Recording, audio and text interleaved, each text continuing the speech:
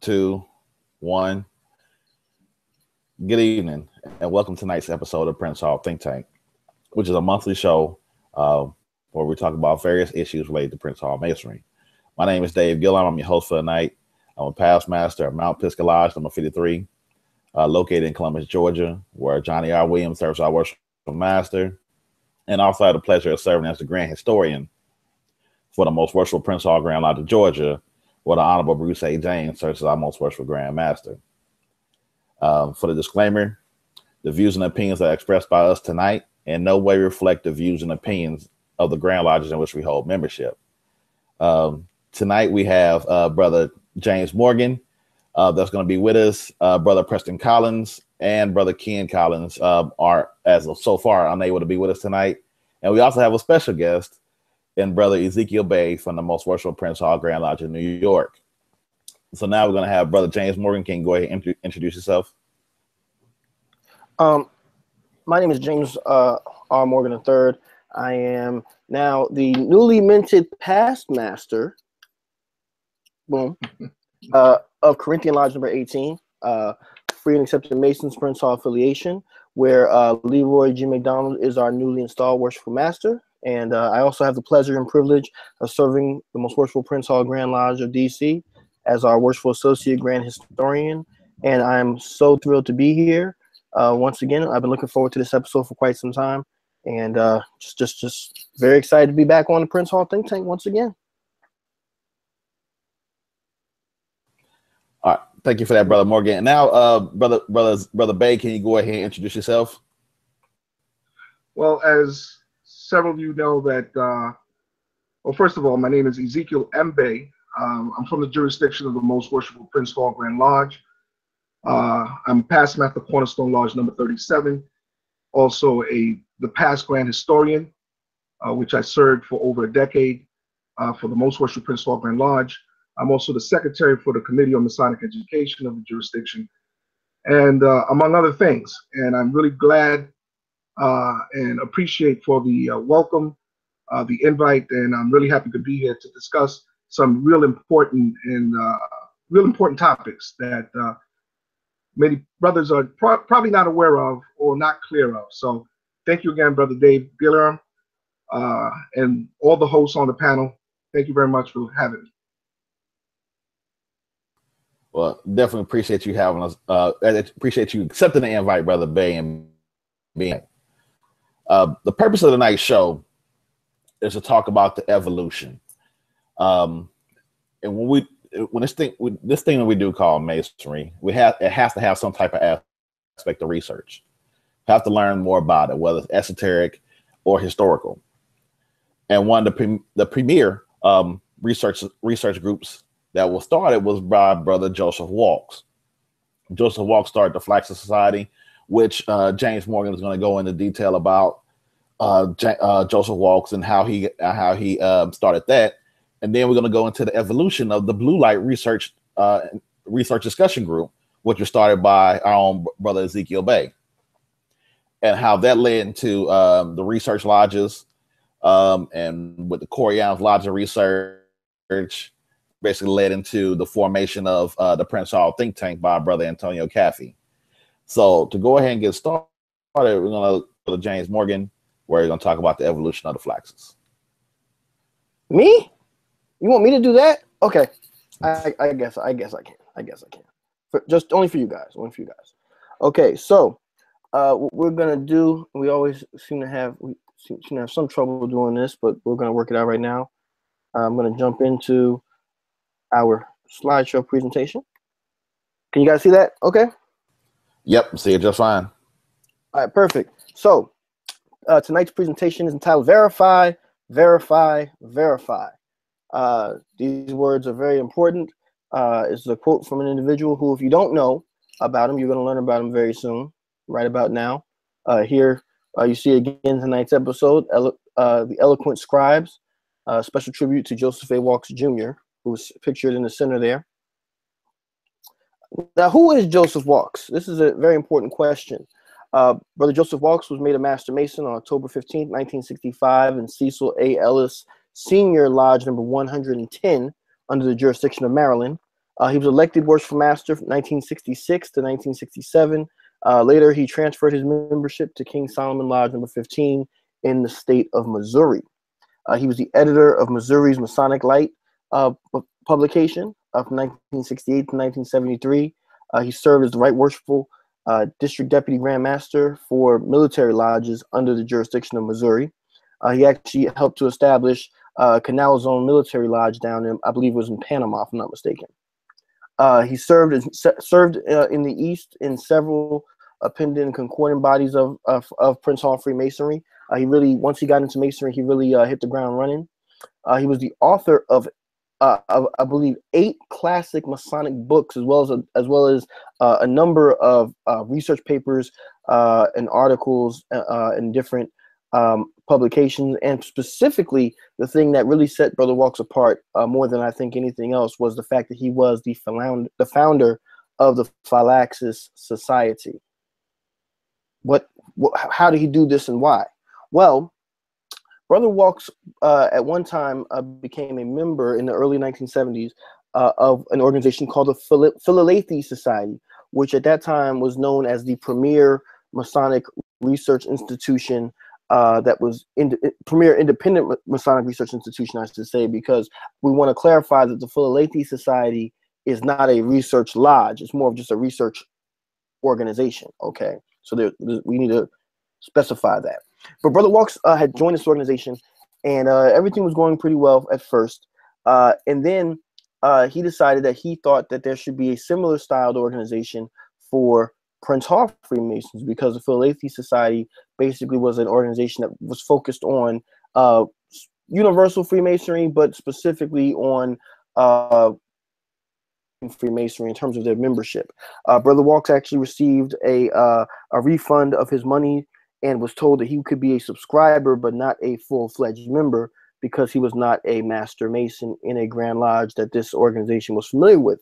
And Brother Walks, he was from Brooklyn, and he had a righteous indignation about himself, I guess, so to speak. And he didn't think that was acceptable. The fact that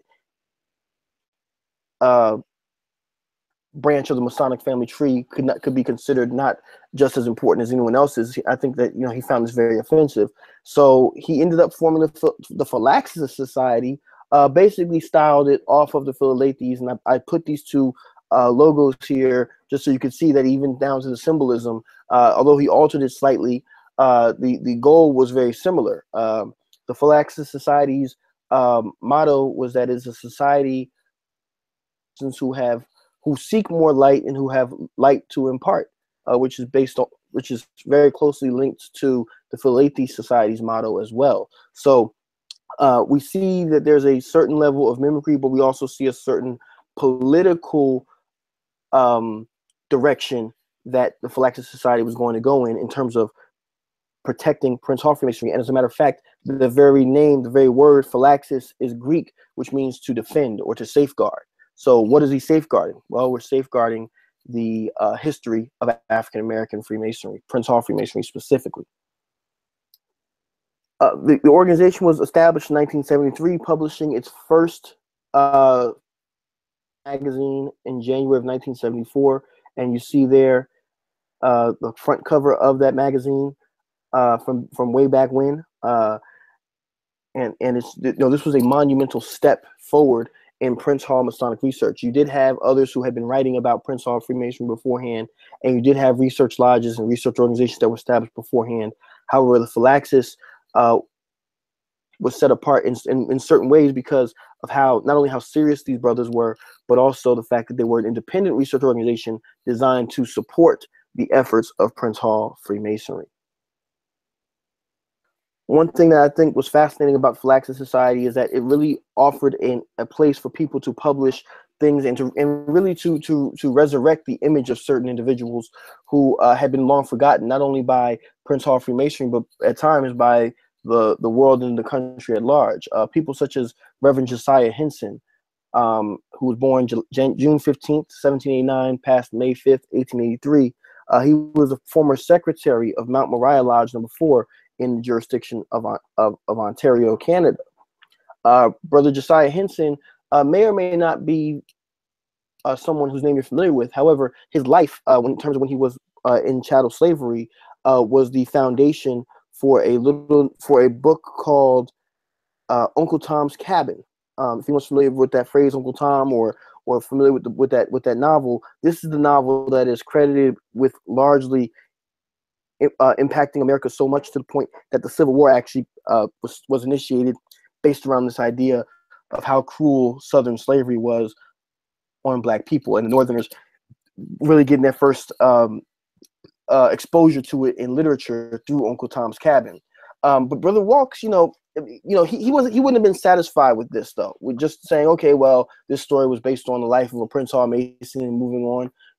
Brother Walks, I think he had a certain level of honesty to him, and he didn't really want to do the politically correct thing. He wanted to do what he saw as being historically correct, accurate, and responsible. And I'm going to read something to you very quickly from Brother Walks, where he talks about Josiah Henson.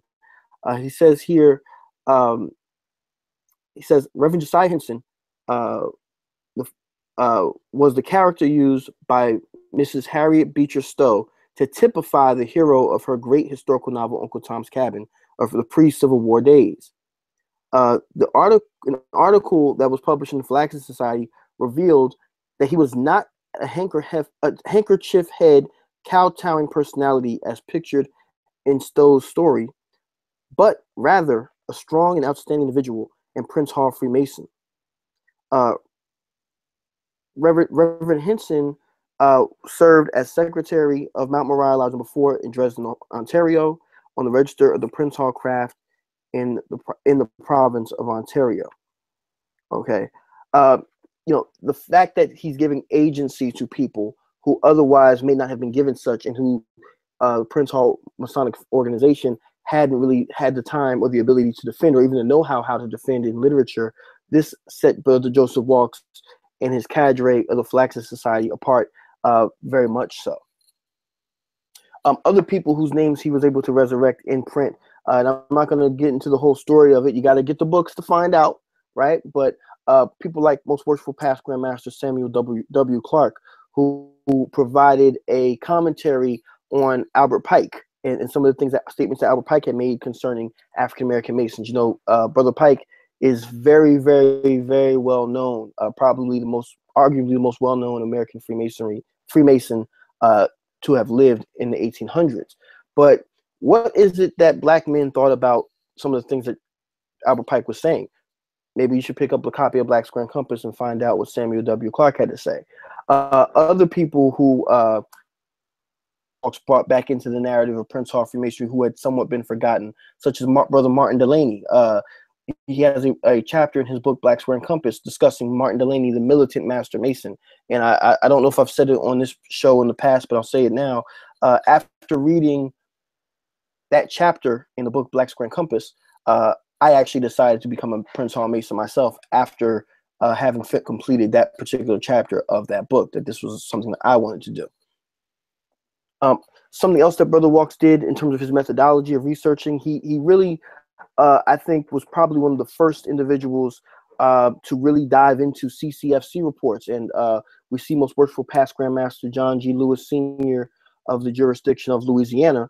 In Walks' history of that jurisdiction, he really dived into the documents, into the proceedings of Grand Lodges to find out what were the internal as well as the external problems that Prince Hall Masonry had faced and had overcome, and how could we apply those same techniques to our modern day situations in the 20th and 21st centuries and going forward.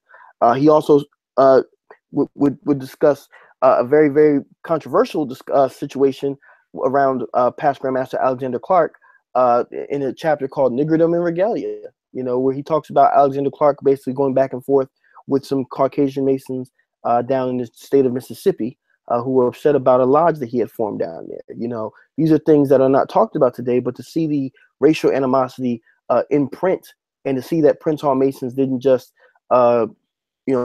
stoically accept, but we actually fought back not only in literature, but also economically, socially, and in other ways. And to see us defend ourselves as not only as Prince Hall Masons, but as Black men is something that even to this day, I think that there are still many people who have not caught up to where Brother Walks was at, even back in the 1970s, let alone what the works he produced later in his life.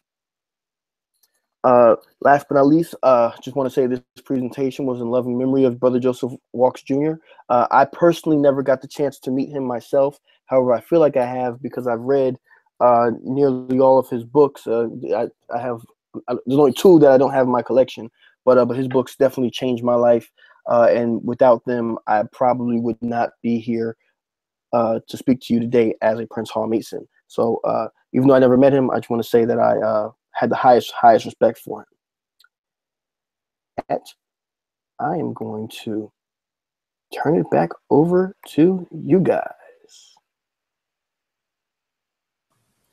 All right, definitely thank you for that, Brother Morgan.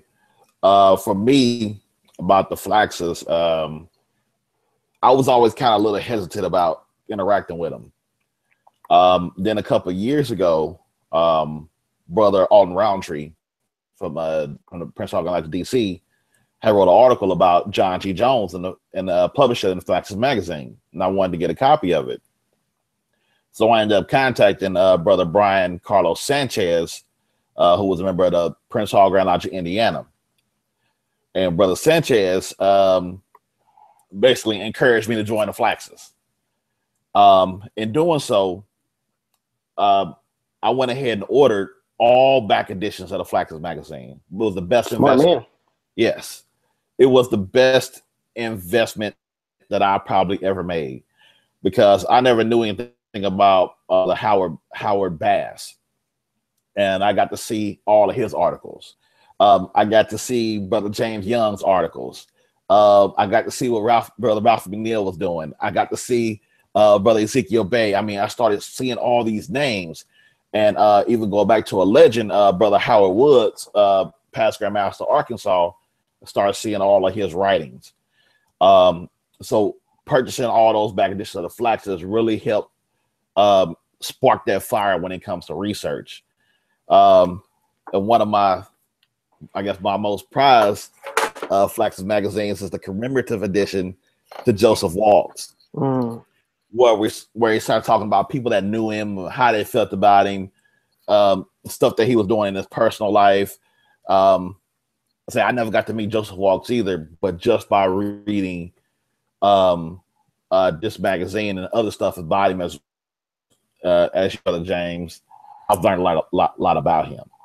And it's because of what he started with the Flaxes Society that basically changed what we're doing today, or impacted what we're doing today.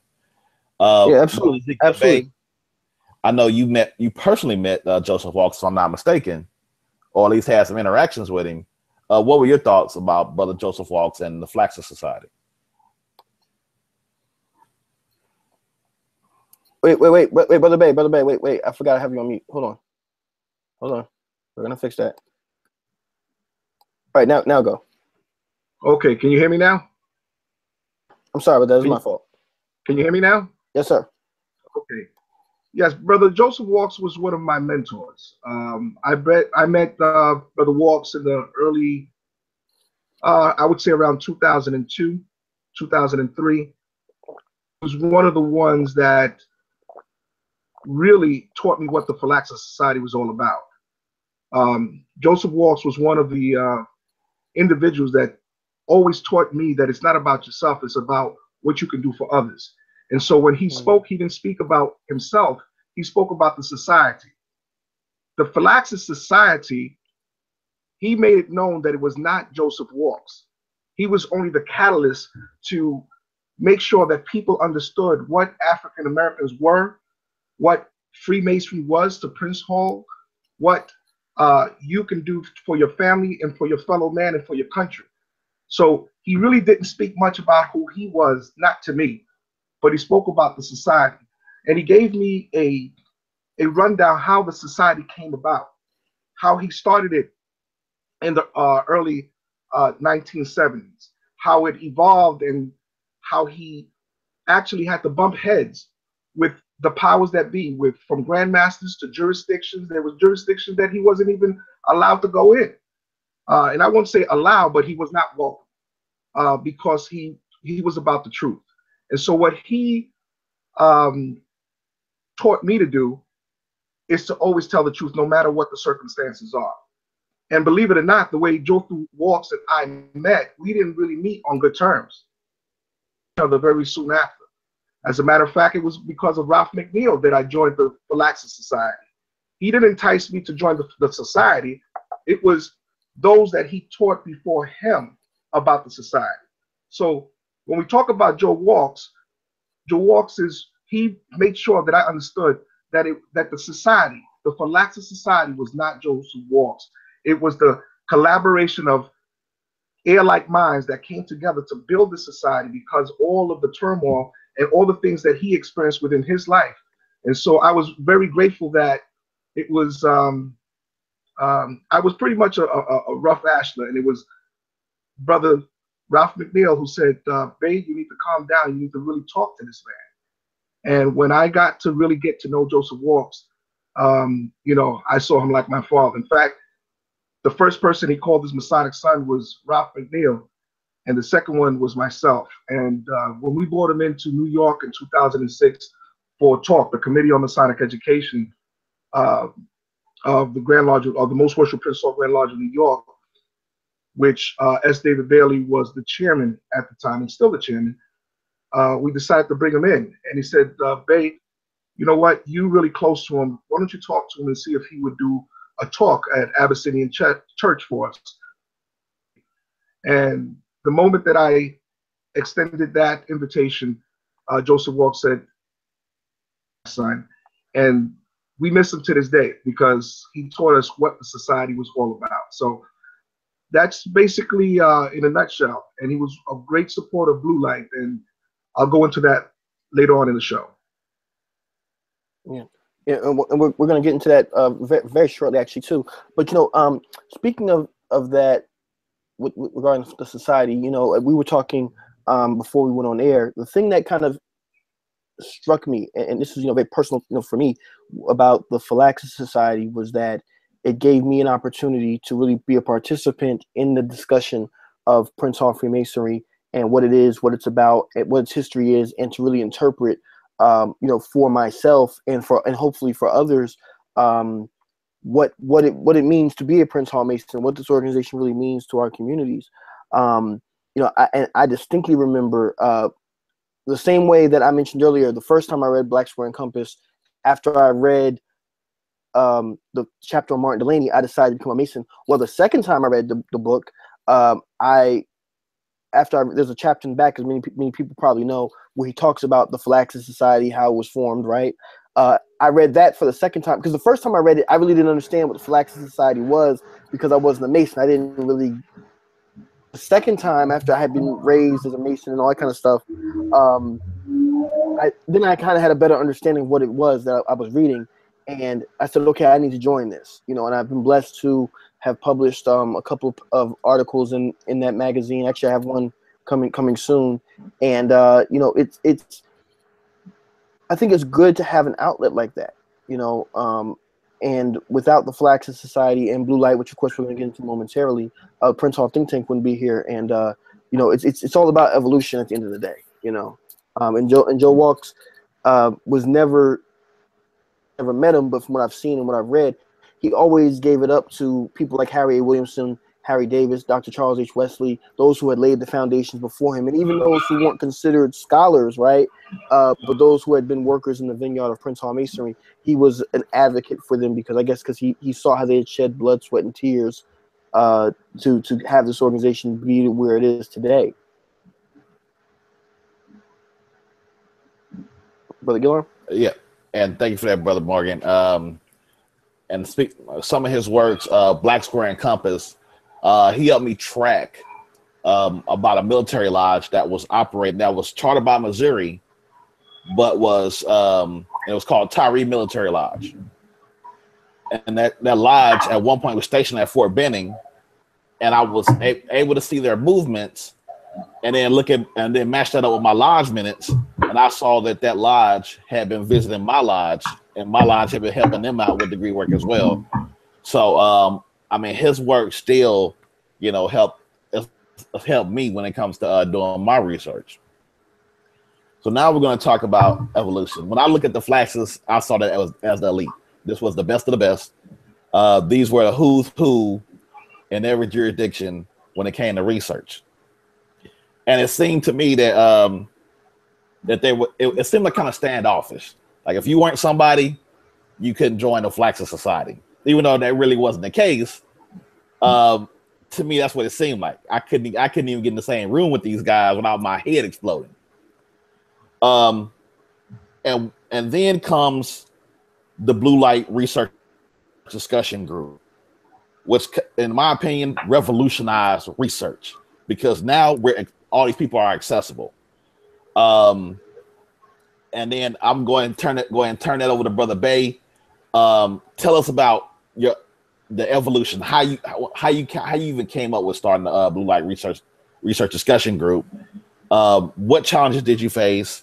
How did it grow? Just whatever you can tell us about this group. Well, let me just back up before I started the group. I actually, in the late 90s, belonged to a Prince Hall Masonic list, as it were called.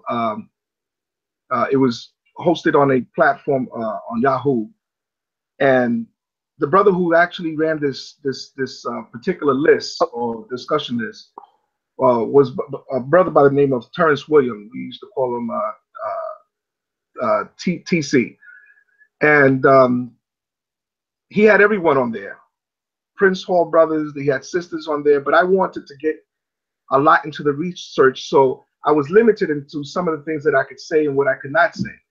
But there was a particular topic, I can't recall right now, but there was a particular topic that I got really heavy on, and he censored me and said, "You can't say this." And so I said, Brother Williams, what do you mean I can't say this? We're talking about truth. We're here to discuss things that are relevant to our fraternity. Well, you can't say that. I said, well, you can't tell me as a free-thinking man what I can't say. I might not be able to say it on your group, but okay, if that's your rules, that's your rules. Later on, a month went by, and another topic came up, and again, he says, you can't say this. So I started to debate someone who actually continued to engage me because the brother wanted to really learn and see what the topic at hand was, and I was actually kicked off the group. So I said, okay, he kicked me off the group. That's fine. That's his prerogative. I kept reading and researching, and one of my idols is our past grand historian, Harry A. Williamson, from the jurisdiction of New York. And reading a lot of his topic and subjects and how he went through bumping heads with past grandmasters, his peers, even brothers in his own lodge. I started seeing, I said, wait, this person almost sounds and feels like me. So as I kept reading, and I said, I need to get into some more research. So I understood that in the past, there was a research lodge here at the Most Worshipful Prince Hall Grand Lodge of the state of New York, which started in 1943. Past Grand Master, past Grand Historian Williamson chaired it. But it was 3-4 years later because he bumped heads with the then Grand Master Louis Fair. And I said, this brother, it's like I'm embodying him and he's embodying me. And as I continue to do the research, I said, to pay homage to this prolific writer, prolific researcher, I started Blue Light in 2000, January 28th, which was the exact date that he started the research lodge in New York. At that time, I was only the senior deacon at the time, senior deacon, junior deacon, one of those. And I started bumping heads. Actually, I was the junior deacon. I started bumping heads with the powers that be in my own jurisdiction. Very powerful and respectful brothers within the jurisdiction, and they couldn't see why I needed a blue light. In fact, I was engaged in the lobby of the temple by several brothers, which I'll leave names out for the purpose of this discussion. But I was actually told, not asked, you need to shut it down. And I asked them why. Well, we don't need this because we have the Philaxis Society. Come to find out that these same brothers that wanted me to shut down Blue Light weren't even members of the Philaxis Society. So I held my grounds, and there were several moderators and administrators that I had from my own jurisdiction who immediately jumped ship. And not only were they administrators, but they gave up the positions, and some of them even left the group. There were strong brothers that stayed with the group, like Leo Johnson from Whittleston number 11 out of the 2nd district of our jurisdiction. Harmon Weston held this ground and says, look, I'll hold you down, Brother Bay. Let's just continue this. And I was threatened in such a way in the very stages of Blue Light that there was rumored at the time that if I don't shut it down, that I would be suspended. Later on, as we started gathering brothers, and I couldn't believe how many brothers just started flooding the gates and joining Blue Light, and I said, we got something here. Later on, we started getting brothers from all different jurisdictions, from grandmasters all the way to your just made master masons. So as we continued to research and I started meeting brothers, that's when I actually met Brother Waltz via Ralph McNeil's, as I said earlier. Once I saw that I could had something to offer the craft, Joseph Waltz, like I said, we bumped heads in the very beginning, and then he said, look, young man, we need to sit down, we need to talk. He says, you have something very powerful here. Was I a hothead? Yes. Was I aggressive? Yes. I was young at the time. I wanted to really get out what I knew was right, because I saw a lot of things that should not have been happening, or saw the lack of the education or Masonic education that these brothers deserved. They joined the craft because they deserved it. And one of the philosophies that Joseph Waltz taught me was that if you believe in something and you're right, verify, and continue it. So as I continued to run the group, we had Ralph McNeil, we had Emmanuel J. Stanley, we had Hillard Wheeler, we had Alton Roundtree, we had Harmon Weston, the late Edward Swire. We had a lot of brothers that would say, hey, Bay, we need this and we want you here. However, as I progressed and the group progressed and the group started to grow, I continued to get those blocks where I constantly had to fight and defend the integrity of Blue Light, the truth that we conveyed. We challenged the wrongs that were happening not only in my jurisdiction, but we challenged the wrongs in other jurisdictions. And many other excuses that were made that if it's not your jurisdiction, you need to stay out of it. Well, Freemasonry true Freemasonry does not belong to a jurisdiction. As I said before we started the show, what the problem is that people juxtapose and we parallel what Freemasonry is versus what Masonry is. The institution is the institution. The science of Masonry is Masonry. And that's where if you are a man and you build within yourself of who you are, then it should be taught through the outside. Whatever's inside is going to come out. And there's no reason for us, or there's nothing worth if you take everything in and you have all this education and then you can't enlighten someone else. So I always believe that we have a misconception of what true Freemasonry really is. We mentioned earlier how we just went through Thanksgiving and we feed the hungry, we feed the needy, we give them clothes, we give them everything that they need to manage their lives and to satisfy the physical aspect of what we need to do as Masons. However, while we're feeding them, we're not feeding the mind. And this is why I appreciate this group, because it's called the think tank, the Prince Hall think tank.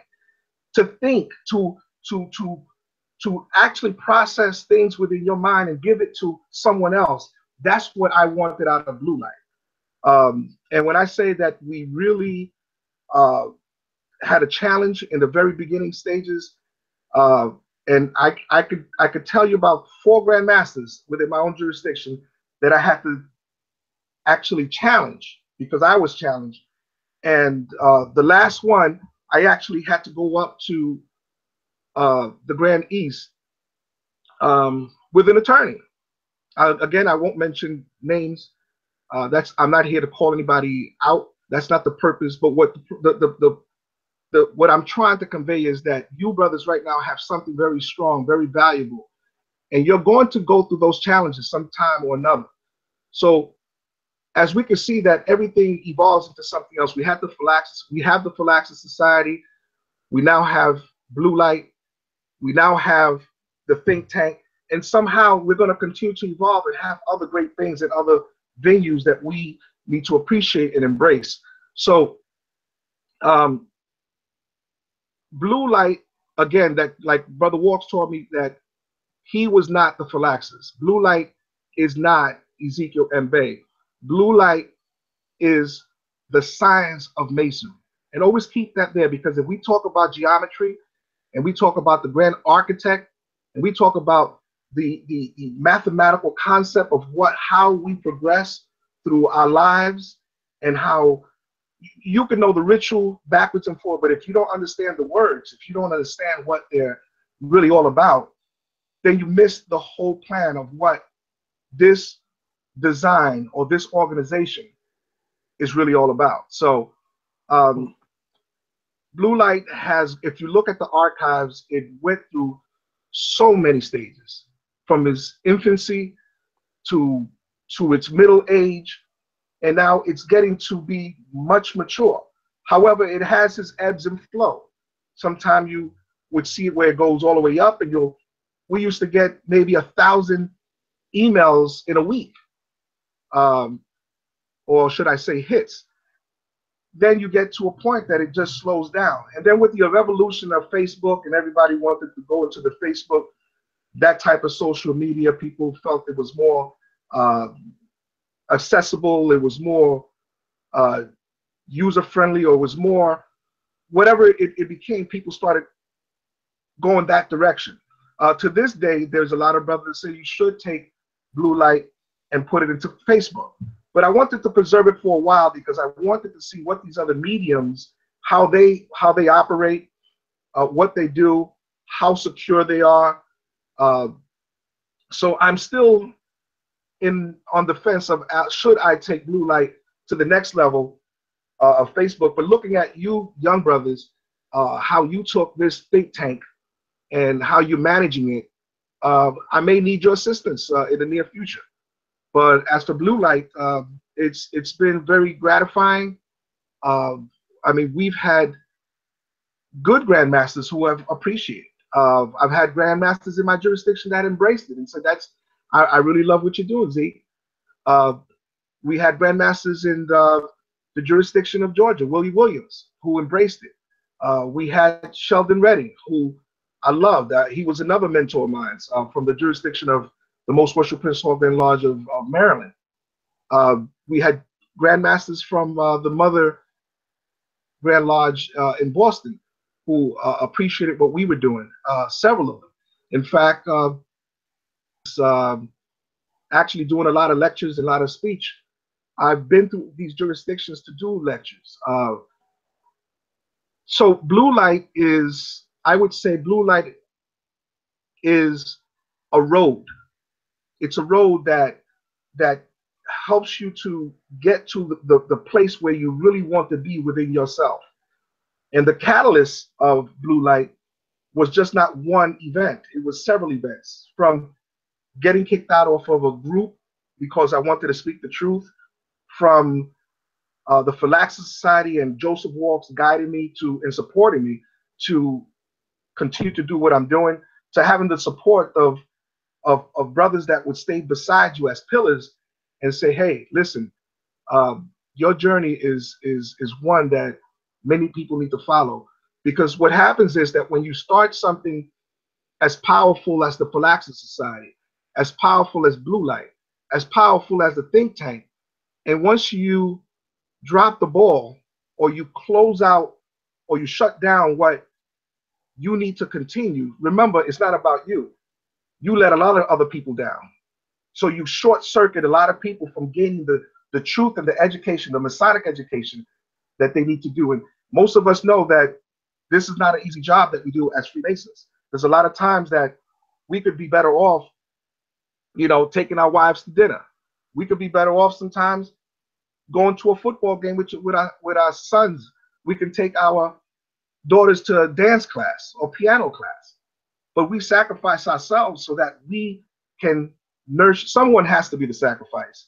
So I think that with brothers like yourselves, with the brothers that I've dealt with, you know, and there's so many. I mean, I can go on and on naming names. You know, we right now have the John Harrison. Brother Harrison has actually came up with something that's very thought-provoking. Hasn't been easy for him because we've been studying a narrative for so many years, over 200 years, over 2 decades. We've been studying it and believing a narrative that has been handed down to us, and now all of a sudden he comes over with something totally different that makes us think. Whether he's right or wrong, that's up to the reader to decide. But those are the things. How? Go ahead, brother. I want to pause you there just to say, if anybody doesn't know what he's talking about, if you go back 2 episodes, you'll see Brother Hairston was a guest here on the Think Tank. I'm sorry, Brother Bay. That's right. No. Listen, it's really good. So I think Blue Light influenced also recognition. There were a lot of jurisdictions that did not see what we see in our little silo, but it opened it up to the world. And it actually helped people come over to see what regularity really means. And I can speak of that because in 1990, I belonged to a bogus lodge. And if it wasn't for brothers feeding me certain things, it started when I worked at Metropolitan Hospital in the 90s, early 90s. And I met a brother by Harvey Reed, who was the director of engineering. And he was a Prince Hall Mason out of my lodge, Cornerstone Lodge number 37. And as he continued to talk to me and talk to me and talk to me, I began to start studying and studying and studying. And what happened was that that I had to just admit to the truth. And that's what we're all about, a search for truth. I've written articles that people didn't like. You know, I've written articles that would open up people's mind, that people just say, you know what? And there's no in between about me. To many brothers, I'm not just okay. Either you like me or you don't. And that's okay with me, whichever way it goes, because once I'm satisfied that the work was done and I did the work, that is gratifying to me. And you're not going to be loved by everyone. But when you get to know me, when you get to know who I am, you begin to understand why I say and do certain things. So, any questions on Blue Light? Yes. Now, it's to my understanding, Blue Light just wasn't a research. There was also some type of e-newsletter called Beyond the Light. Beyond the Light. Yeah. Can you tell us how that came about? Well, what I wanted to do is expand Blue Light and give it more of a reach, of more universal reach. So we started a publication called Beyond the Light. Beyond the Light was to gather more information from people across the country nationally and internationally, to bring some of their thoughts. So I opened up the newsletter to all regular Masons, and that was due because of a brother by the name of Nelson King, who at one time was the president of the Philadelphia Society, which I belong to. Nelson King was also a mentor of mine. He was from Canada. He has since passed on, but he was also a mentor of mine. And he said, Brother Bey, this could be really, really big, if you start this newsletter. So I started speaking to other brothers from other jurisdictions, and they said, you know what, we'll support the newsletter. So I created a staff. Again, most of my staff was from the staff members of Blue Light, and we had one brother who really assisted in that newsletter, which his name is Right Worshipful Leonard LaRue from Progressive Lodge number 64, who was also a staff member, still a staff member. And we were able to reach we had grandmasters from all over the place. We had people from Petrie Stone. We had brothers from, from all over the world. It was really great. That was one thing that I do regret, letting it just go to the wayside, because it was very valuable. But for those who are in publication, it's a lot of work. You have to get the articles. You have to make sure that people contribute the right and correct information. We wanted to make it an extension, a tenet of Blue Light. So we ran the newsletter for approximately close to 3 years. But later on, people, like always, they have their own either their agendas, or they have their own personal responsibilities in their life. So we weren't able to hold it up as long as I really wanted to. But Beyond the Light was a very good publication, and it was really, really strong in the message that we sent. It assisted a lot of brothers, and it actually caused a lot of brothers to either join Blue Light or join the Philapsis Society. Interesting. Very interesting. One thing that I would like to say, brother Bey, about Blue Light, because I actually was told to join Blue Light the day I was raised. Right after I was raised, they were like, "Oh, you should join this site," and I said, "Okay." I had no idea what it was, but I did it. And the thing that I thought was really fascinating was how before a lot of these folks who were, I guess, stalwarts of Blue Light were on Facebook and that kind of stuff. You could really see not only the kind of camaraderie and the kind of the friendships that had been formed, whatever, but you also got to see some rivalries and some really, really, really epic discussions and debates online. And I still get my daily digest of Blue Light emails to this day of folks, and and it was really fascinating to me to see them, and and this is probably my most vivid Blue Light memory from a few years back. I had just joined, and and people who were on Blue Light will probably remember this. I had just joined the Shrine, and I just put a post on Blue Light and said, "Oh, if anyone has any information on the Shrine for someone who's new in this particular organization, please shoot it my way." I didn't think anything of it. And an individual had said something to me, and I don't even remember exactly what they said, or what have you, but they said something that could be taken offensively to me or about me or what have you. And the whole day I was completely oblivious to it because I was at work. And by the time I was getting ready to get off work, and somebody called me from another jurisdiction and said, "Oh man, did you see what this guy said about you?" I said, "No, what are you talking about?" And I jumped on there, and I really did not think, and again, this was very early in my Masonic career. I had no idea. I was like, "Oh my God, what did I say?" And this guy, like, it was this whole thing, and like, but all these brothers had like jumped in and defended me, and I'm totally oblivious to it, So I really kind of appreciated how you had to come correct on blue light, but at the same time, people also were tender, especially when you were newer, or if you just didn't know anything, or you didn't know any better, I should say. I've always appreciated that, because that was one of those memories. I was like, whoa, I had no idea that one comment I made, it morphed into this whole conversation about the shrine and all that kind of stuff. I had no idea, so yeah. Well, that was the beauty of blue light. Blue light, I've seen some discussions that I had to literally get get involved to try to control situations. But you're right. You have to really come correct. We didn't pull no punches. But when you were right, you will find that there are a lot of knowledgeable brothers out there that would defend you and put the information out there.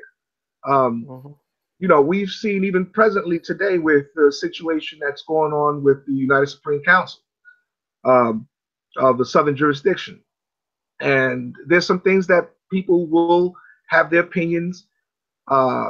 They will have their facts. They would speak on things that would not go really well with someone who really believes in what they're doing. And sometimes it's not the point of whether you're right or wrong. Sometimes what happens with all email servers and all email groups, we don't see the demeanor of the person sending that or pressing that button. And that's why we always have to be very careful when we press send.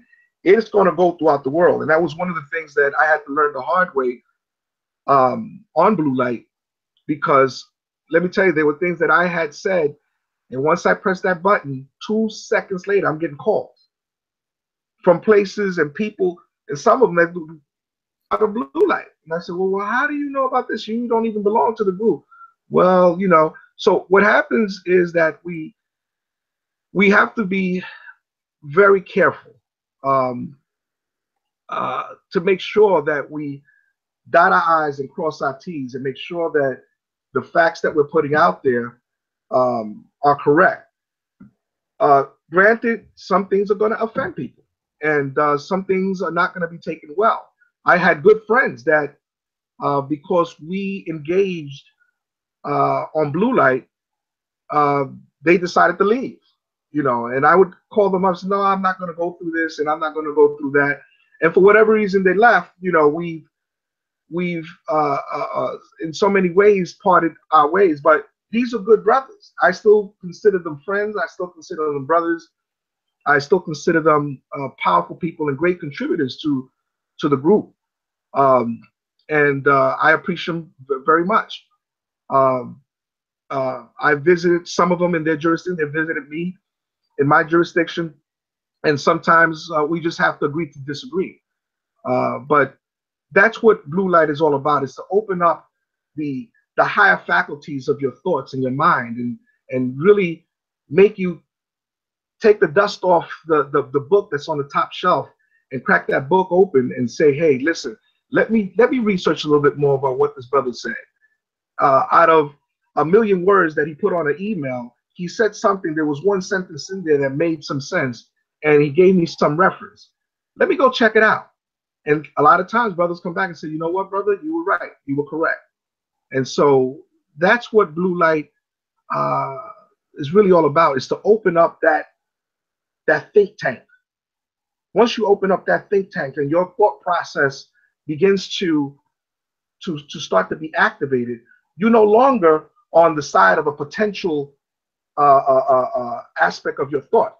And people always talking about, well, that brother has the potential to do that, and you have the potential to do this.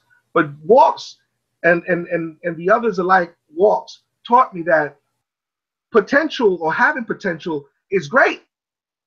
But what's greater is when you take that potential and make it kinetic.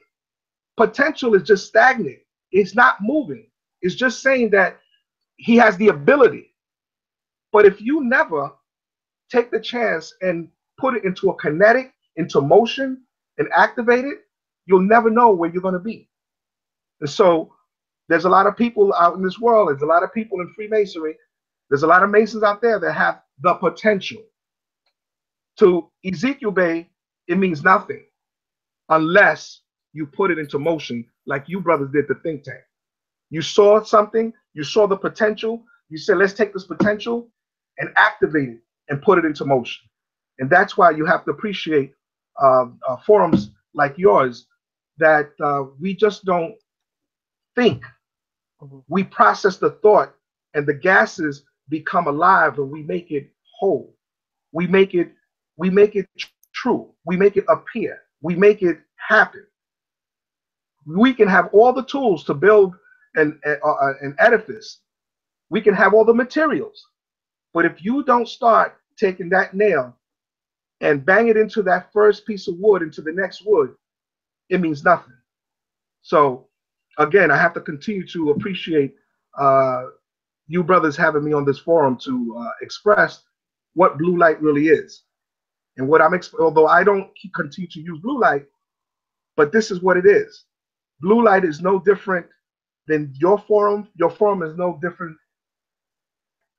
You're giving us a way to communicate. And with communication, you can share education. And that's what this is all about, Masonic education. All right, thank you for that, Brother Bey. And we're definitely I'm gonna come back to you because I got one more other thing that I want you to expound on. But go back to Brother Morgan. If you had one thing that you want to say about Brother Walks, what would it be? Woo. One thing I would say about Brother Walks. You know, this is something personal, and I think it's partially because, you know, he's from Brooklyn, I'm from Jersey, right? But I see a lot of myself in him, right? So one thing that I'm sorry, what was that? Oh, I thought I heard something. One thing that I've said this to a couple people, and and it may be a little egotistic of me, but one thing about Joe Walks that, you know, I'm not sure if he was alive when I started kind of doing my thing, so to speak, right, and started, you know, writing. I always wondered. I wonder if me and him would have actually got along. You know, and it might sound crazy to say that, but, you know, like there's times where I've read stuff that he wrote, and I'm like, yeah, and then there's other times I've read what he wrote, and I'm like, I get what you're saying, but nah, you know, and I'm sure he wouldn't have taken anything, you know, personal. But to Brother Bey's point earlier about, you know, when you mentioned about you being, you know, you said you were, I guess, you know, a young bull, so to speak, at a certain point. You know, I guess, you know, I got to that point at one time, or what have you, maybe, and maybe it would have been a similar thing. You know, he probably, with wisdom and with age, you know, comes a certain level of patience with younger folks, I guess, so to speak. But I really think that he, in his writing, had a way of telling stories, regardless if you agreed with his position or not.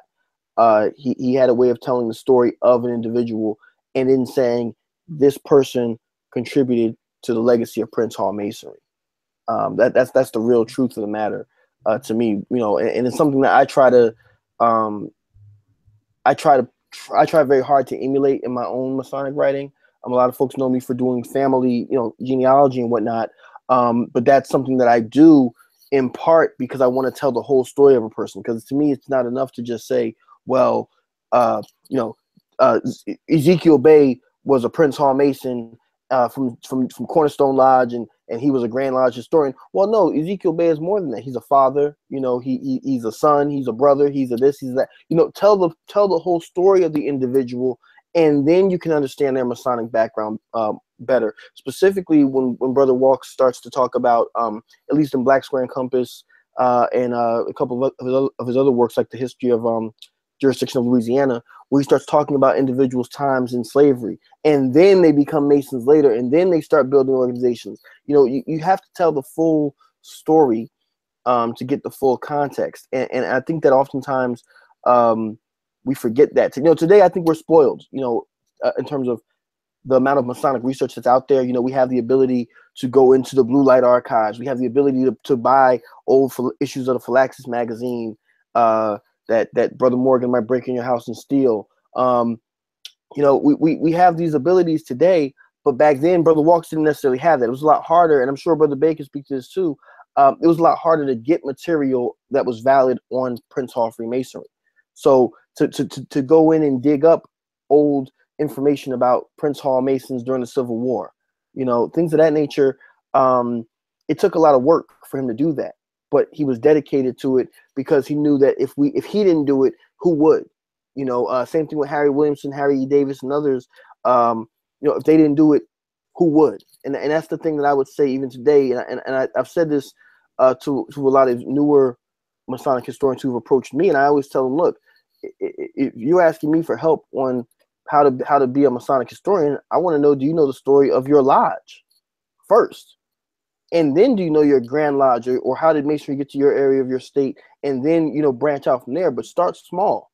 Start small with yourself. How many of us, and this is matter of fact, this is a simple challenge to our viewers. How many of us actually have written Masonic biographies of ourselves just for our families, in case something happens to you, so they know what you did and how important this was to you. If you haven't written your own story or your lodge's story, why are you even going to bother with trying to write about Grand Lodges going to war against each other or the big stuff? Start small and work your way out. And that's something that I learned from Brother Walks. No detail was too small for him to research and to cite and annotate. So that'd probably be the main thing I would say about him. Brother Bay. Thank you, Brother Bay. Brother Bay sent me a message for some computer difficulties. Oh no! But he's back. Freezing up on him. But he's back. But I know almost off subject. But when you were talking about being able to access information, like right now we're spoiled, and brother in Brother Bay's time, in his young stages, Ralph McNeil's young stages, Harmon Weston young stages, and definitely Joseph Walks, they had to put in a lot more research. It was stuff a lot harder to find. And I was just looking at the article earlier, and then we were just talking about before the show about how Prince Hall, the man, how his stepmother a banner to African Lodge. Mm-hmm. So that was kind of, even though it seemed kind of, I guess, not a big thing, but now we're seeing that there were still relatives of Prince Hall being actively involved in African Lodge. So and I'm pretty sure that somewhere down the line I'm going to be able to use that. Mm-hmm. And now, Brother Bay, I guess the last point, then we're going to start getting to some viewer questions. You wrote a book, The Hourglass. And for the viewers, let me tell you about what Brother Bay did for me years ago. We're not talking about Dave Gillarm from the Prince Hall think tank. We're not even talking about Grand Historian Dave Gillarm. I was past Master Dave Gillarm, just interested in research. And I reached out to Brother Bay, and I purchased his book. He sent me one copy. He sent me 2 copies of his book. That's what Brother Bay did for me. He might not do the same thing for you all, but I definitely. I mean, I got one copy here. I mean, it's signed, but dag, I mean. So, I was happy with the one copy. Ooh, dag. I mean, I need to rethink my life. I mean, that's the type person he was. Same type person that he is. He would just help me out, and his book helped me out with my research, because when we talk about Georgia history, I'm bringing it back to Georgia. We always talk about the 2 lodges that were chartered by Massachusetts and the one by Pennsylvania, but New York had actually chartered a lodge in Georgia as well. And this is the one that Joseph Robert Love was a member of, and Joseph Robert Love became the first Grand Master of the second Grand Lodge that formed in Georgia, and he was also the first Grand Master in Florida. So that's something else that's been in Florida history. They thought that H.H. Thompson was their first Grand Master, but no, it was Joseph Robert Love. So and we're gonna look at doing a future episode about the history of Prince Hall Masonry in the great state of Florida. So, Brother Bey, can you tell us about the Hourglass, how you wrote it, what was your inspiration on writing it, and how can viewers get a copy of it?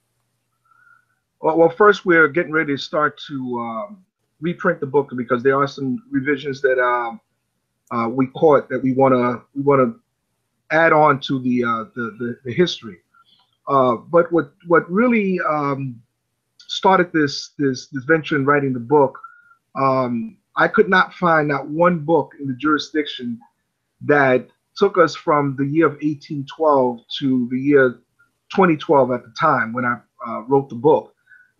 There was no real history. There were parts of history, but I said I needed to put something together. And with the information that I started receiving, I said this is something that brothers can really use, not only in my jurisdiction but in other jurisdictions, because we're all connected. Somehow we're all connected.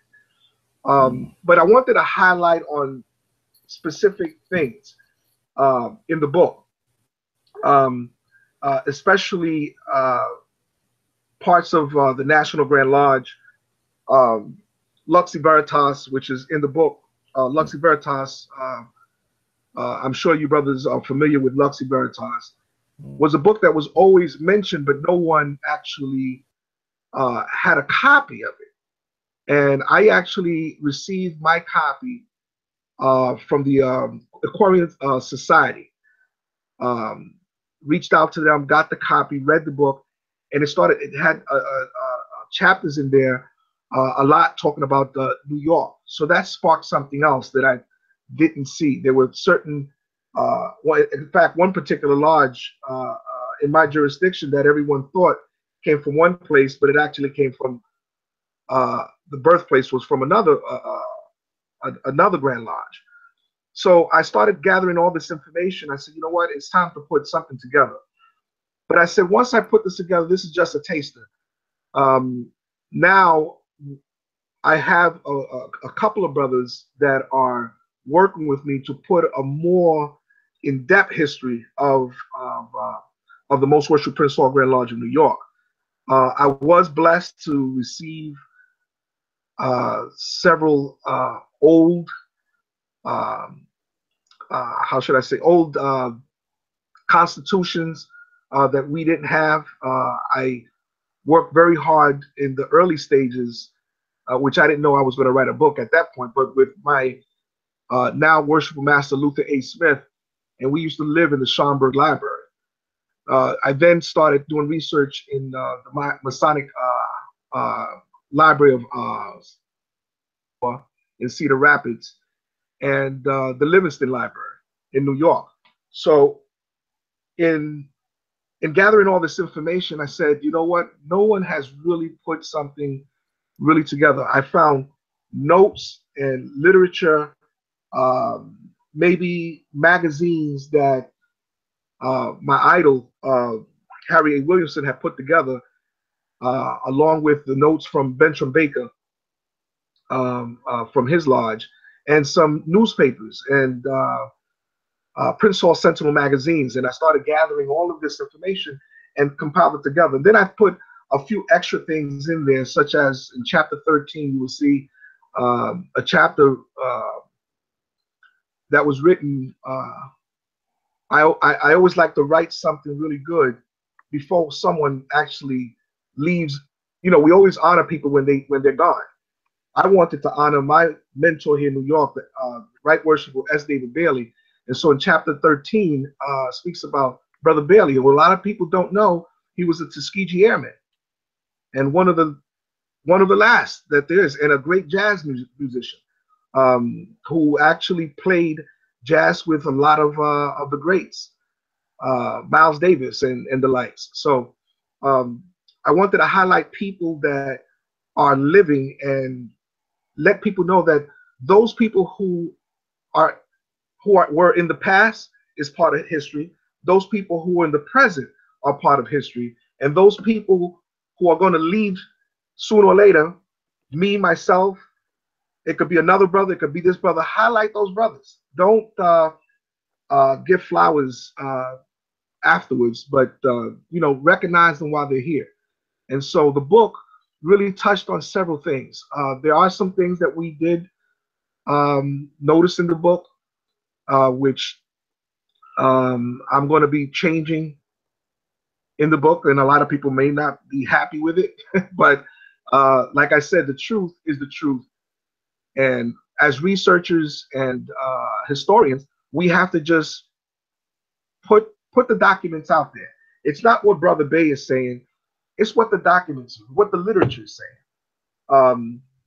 If we make it up, then that's a different story. But if we say, hey, this is what I have from 1796, well, Brother Bey, why are you saying that? I'm not saying anything. I'm just telling you what was said in 1996. So that's what I try to get out of the Hourglass. And the Hourglass actually started from a poem that I had written years ago, which really is describing how time is our time in life is like a grain of sand. And every minute there's a drop of that grain dropping to the bottom of the base of that hourglass. And so the hourglass represents time. There we go. Sounds good. Sounds good to me. And although I didn't get a second copy, I did get an autographed copy, and I thoroughly enjoyed it. I actually see that you have the first print, but there was a second print. So I'll send you the second print. Oh man, that's what I'm talking about. Christmas thing came early. That's what I'm talking about. That's what I'm talking about. Okay. But Brother Gilliam, I think you said we were going to get into viewer questions. Yes. All right. The first question is, what other book after Black Square and Compass do we recommend if we could just pick one more? And I'm assuming that it meant written by Joseph Walks. Well, for me, outside of Black Square and Compass, I'm sitting here looking at my stack of Joseph Walks books that I have. You want me to pick just one? I would say, I love all his books for different reasons, but I would really say I think that you need to read a book that I don't think gets nearly as much highlighted as it should, but Prince Hall's Mission, which is right here. I wish I had a little spark on my teeth, right? But I've mentioned this book. I think I've mentioned this book on previous episodes. I'm pretty sure I have. But it's basically a history of the Philaxis Society, and for my money, it's probably the closest thing to an autobiography of Joseph Walks as well. That I think that I'm aware that he wrote, aside from like about the author type of thing.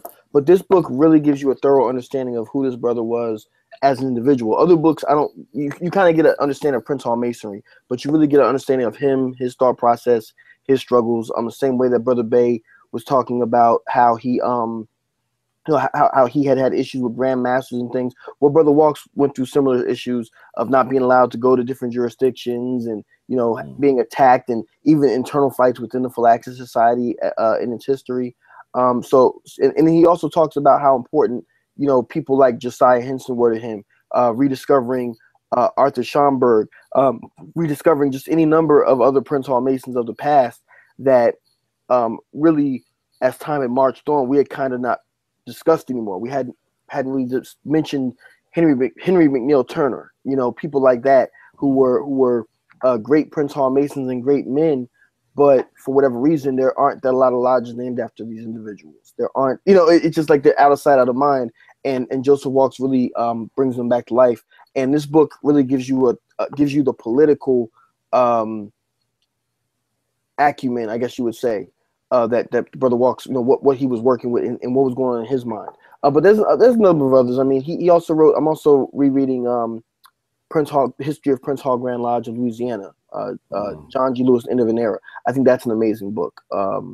He wrote the history of the jurisdiction of North Carolina as well. History of the United Supreme Council for Northern Jurisdiction. History of the Shrine, which I believe all nobles you're supposed to be getting when you get created, right? Supposed to be. So just any number of his books. I mean, if you get a Joseph Walks book, in my view, you really can't go wrong. Some of the information may be a little outdated, but he withstands the test of time. Yeah, I'm kind of on the same page. one of my favorites is the history of the shrine, because Joseph Walks pulls no punches. He talks about all the struggles that the shrine was facing, the internal fighting between one of my favorite grandmasters, John Wesley Dobbs, and Raymond Jackson. He is your favorite grandmaster. Not one of, he is your favorite grandmaster. So that one he goes in depth, and as James said, you can't go wrong when you talk about a Joseph Walks book. Next question: what was the Flagship Society's influence with recognition of mainstream Grand Lodges? Well, from speaking with Joseph Walks, plenty of discussions. I mean, he actually challenged them. He actually enlightened them into the history of their own jurisdiction. See, Joseph Walks didn't only speak about the jurisdictions of African American Grand Lodges or Most Worshipful Prince Hall Grand Lodges. He also spoke about the histories of lodges that really came by way with no charter, which he was very close with Allen Roberts. If anyone has the book, The Mystic Ties, it shows you that even the Grand Lodge of Fredericksburg, where George Washington was made a Master Mason, it came with a slate of officers without any charter, without any influence from anywhere else to give it the power to exist. And so that's why there's one thing we have to keep in mind is that, and I have to go back to John Harrison's book, which is very unique. And like I said, I love the book. I wrote one of the forwards in the book, so I co-signed on it. But just like he explains the origin of African Lodge Number 1, you had several jurisdictions here in the States and white lodges that just started from nowhere, and it was the accepted norm at the time. So one of the things that I have to say about Joseph Walks is that he educated them. He influenced a lot of recognition, if without taking credit for it. All right, now this one is gonna I think because we've touched on this a couple of times over the last year. And basically get to the question part of it. What is the true purpose of having an uninformed body? Why is acquiring knowledge forsaken in organizations whose rhetoric is all about becoming enlightened and enlightening others? Ooh, that's a good question. I like that. Let me take that. Brother Walks, and matter of fact, because Brother John Harrison's name has been mentioned quite a bit this evening. One thing that he did that I think was really great was that he actually has some old. Brother Harrison is a amazing researcher in terms of and compiler of information. In my opinion, one thing that he did that I think was really a service to the organization was that he actually has some old Flaxseed Society conferences and speeches from Joseph Walks on VHS probably that he has uploaded to YouTube. Specifically, there's two that I'm aware of speeches from Joseph Walks. My personal favorite is called Joseph Walks on Masonic Writing, and in that lecture, if you haven't watched it, I want to send some hits Brother Harrison's way on that particular video. Go look that up. Joseph Walks on Masonic Writing. It's about an hour, I think hour and 20 minutes, something like that. But to answer the question, in that speech, Brother Walks discussing the history of Prince Hall Masonry, and I know I'm gonna butcher it, but he basically says, in studying Prince Hall Masonic history, it's the story of heroes, it's the story of villains, it's the story of bastards, it's the story of of all kind of different anything that you think of when you think of human beings, that's a part of Prince Hall Masonry. It's a story of people who've lied, people who told the truth, people who stole money, people who gave their left arm to make sure this organization kept going. And so when whoever asked that question, speaking of it, I think that that's a part of human beings in terms of what there's an old adage about power corrupts, and absolute power corrupting absolutely. And so I think that that's just kind of what's happened with some, not all. Not I wouldn't say all of our leaders, and I wouldn't cast a broad brush like that.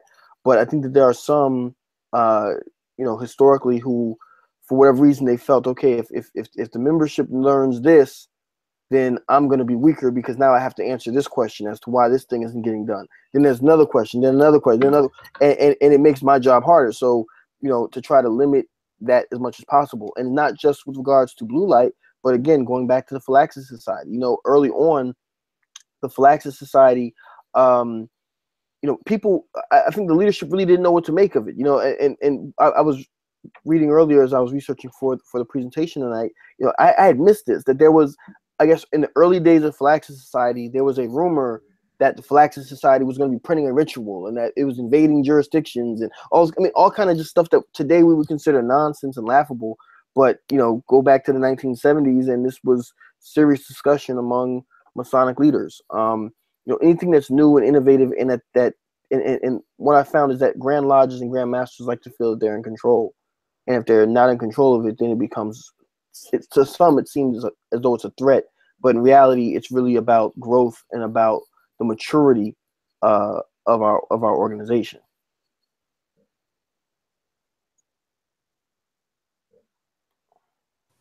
All right, next question. What can we do to get brothers more involved in all these forums and truly seek more light? Join groups like the Phylaxis Society, Blue Light, the Think Tank. You have many different groups that are around that are accessible to a lot of people. But most importantly, start with the brothers in your own jurisdiction. Stick to those brothers who are knowledgeable, who are willing to shed light. Get to know the history of the people and the men that actually were beacon lights in your own jurisdiction, and that will guide you where to go. This is why, I've read so much about Arthur Schomburg. I've read a lot on Harry A. Williamson. Start to get to know the people in your jurisdiction, who they were, the origin of how your jurisdiction came about, and then you can find different forums, again, and organizations to join to let you know that what you are seeking is confirmed by the quality of the light imparted in some of these groups. So, there's a lot of groups out there. I can't join them all because I'm pretty busy. But if you have one or two groups that you can actually join, even it doesn't have to be a Prince Hall group. Again, I'm a member of the Philadelphia Society, and for many years, since the late '90s, I found it very intriguing. Get to know what other people are thinking. Not only predominantly African American Grand Lodges, Prince Hall Grand Lodges, but get to know what the other Grand Lodges are thinking. Let's see how they process what they see as Freemasonry, because a lot of times what we feel is that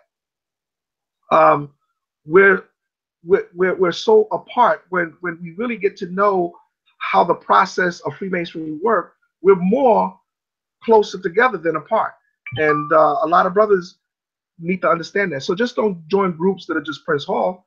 Join groups that are run by predominantly white Grand Lodges, or what we so-called mainstream Grand Lodges.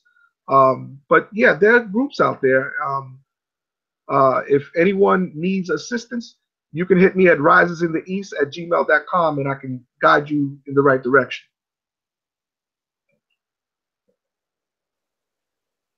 That's powerful. Yeah.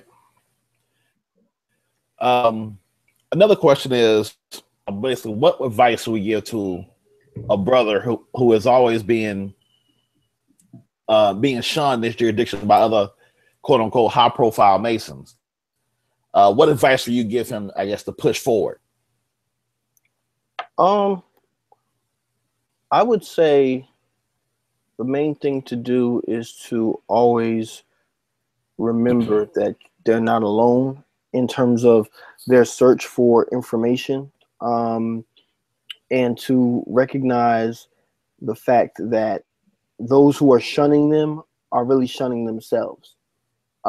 It's not really that the person did anything, that whoever this individual is, that they did anything wrong or what have you. The case it's just that those are people who are shunning themselves, and that in reality, it's just as we say all the time. It's very cliche, but it holds true.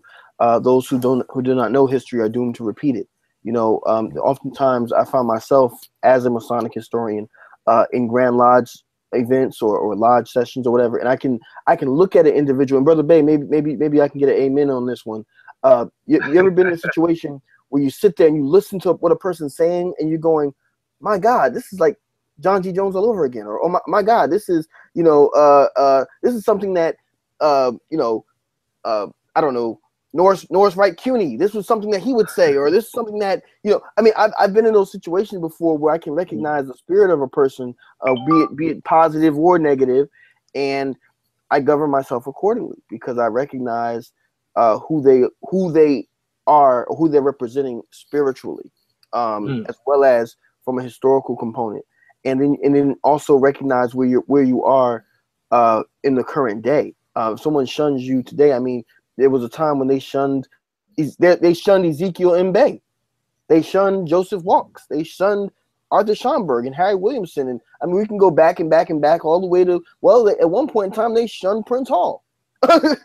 Mm-hmm. So they are all that peanut gallery. They're always going to be there. But if you know what you're doing is right and you're producing, that's the main thing. I mean, for me, I've had people who've tried to say things about me or do things. A lot of people don't know that, but I still produce. I have a body of work that exists. I stay productive. I really don't have time to worry about people who talk about you or shun you. Like I'm the kind of person, I'm like this. If you got a problem with me, you can call me, or we can have a discussion. But if you're going to talk over in the sidelines, you're not relevant. And that's not Masonic, it's not brotherly. And people who do that need to find something better to do. That's not what Masonry's about. Right. And advice I give, I would let it go in one ear and come out the other. Mm-hmm. You got to remember what you're focused on. If your job is research, if you're looking to educate yourself, continue to do that. Continue to reach out to those brothers that are not very knowledgeable. Don't be afraid to hit up the brother Antoine Lillies, the Damian Jacks, Ken Collins, James Morgan, Preston Collins. Don't be afraid to hit up these guys. If your job is research and that's what you want to do, if you're trying to educate yourself and better yourself, just keep doing it. Don't worry about what anybody else has to say about you.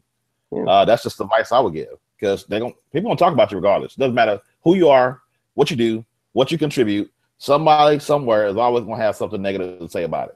So I would just keep pushing. And it looks like we're very close to that hour. So we're going to have to look at wrapping this very episode. It was really flown by on this one.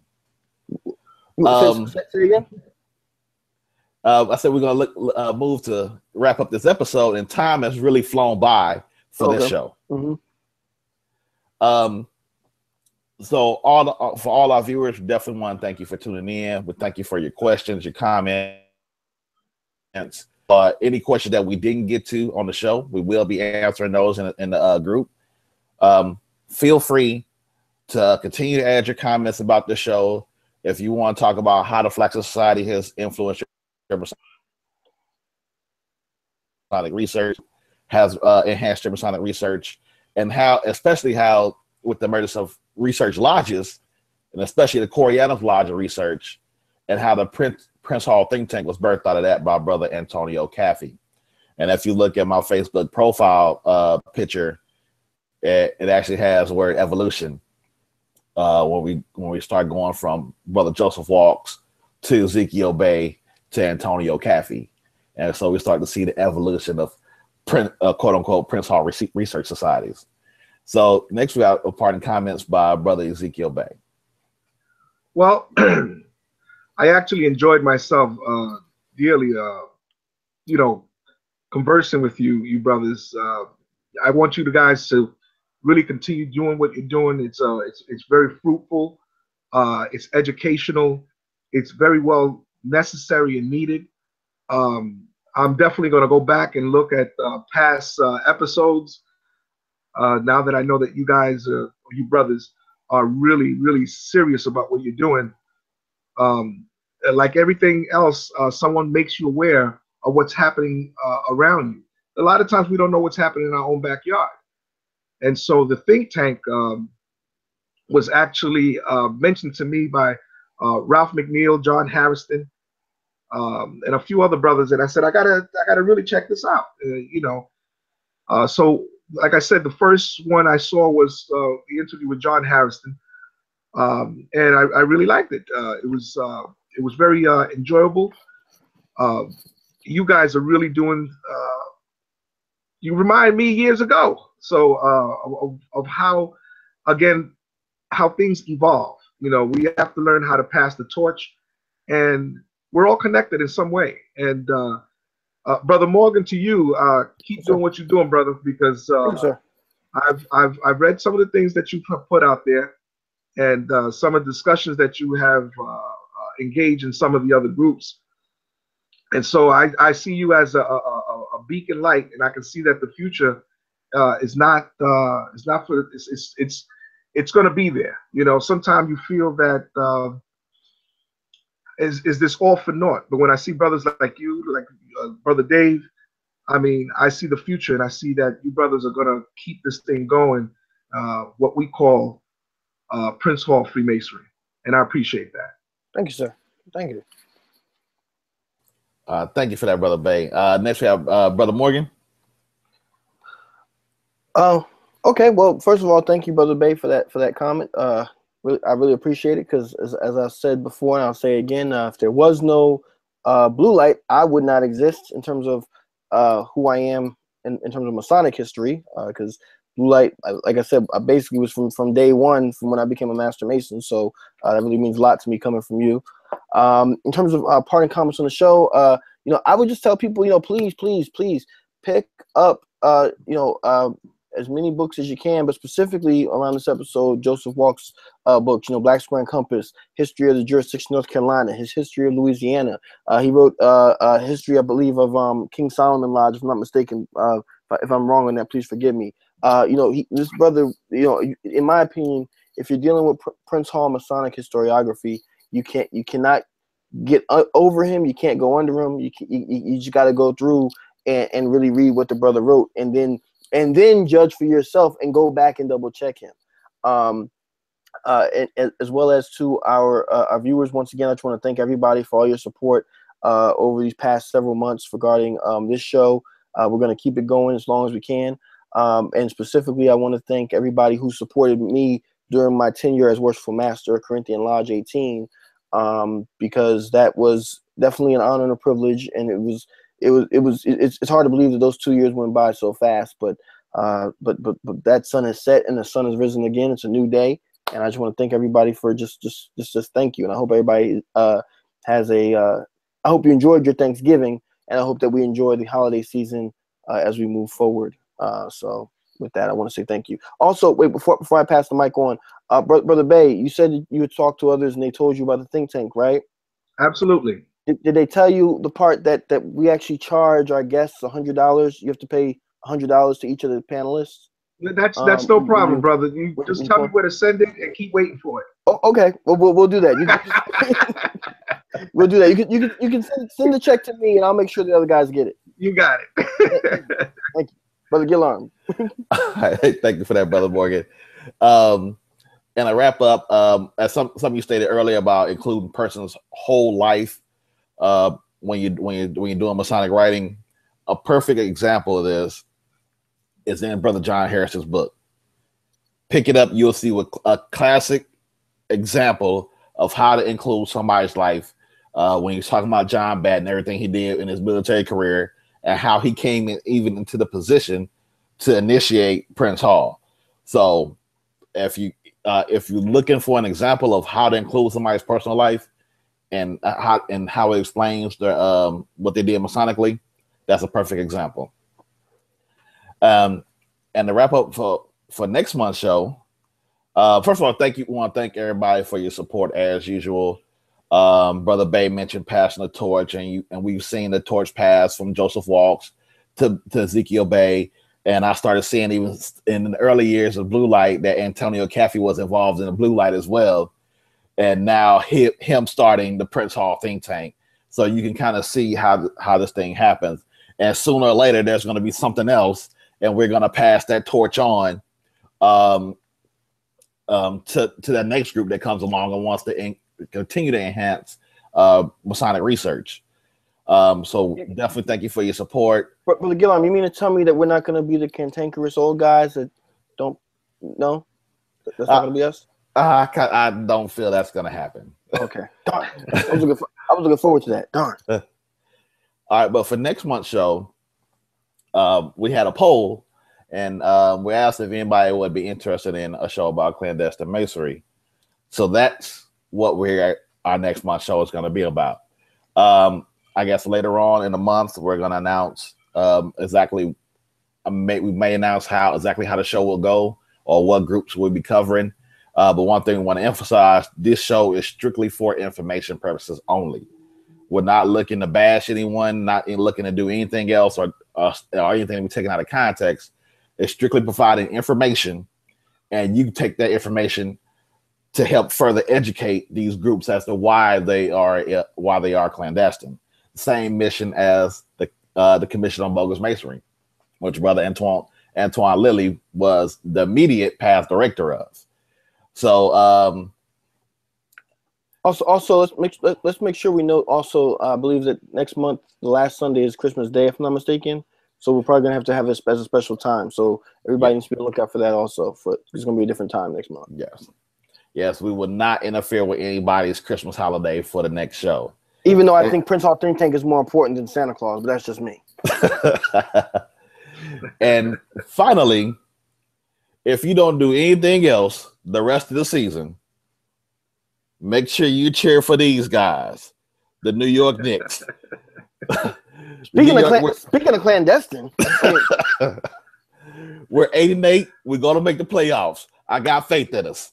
So thank you all for your support, and feel free to hit us up your comments, and we'll look forward to seeing you next month. Everybody have a good night.